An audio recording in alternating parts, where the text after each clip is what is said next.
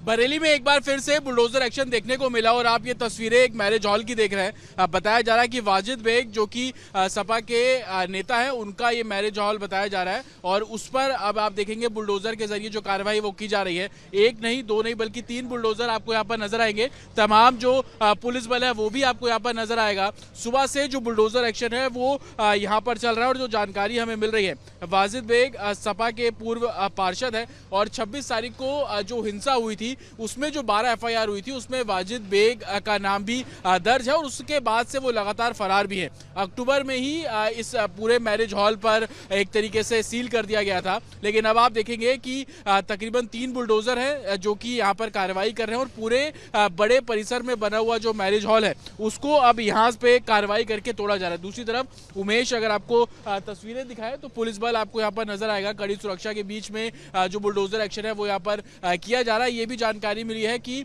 तौकीर रजा और वाजिद बेग उन दोनों ने इसी मैरिज हॉल में कॉन्स्पिरेसी की थी। बाकायदा बरेली में जो हिंसा हुई थी सितंबर के महीने में, उससे पहले यहाँ पर मीटिंग की गई।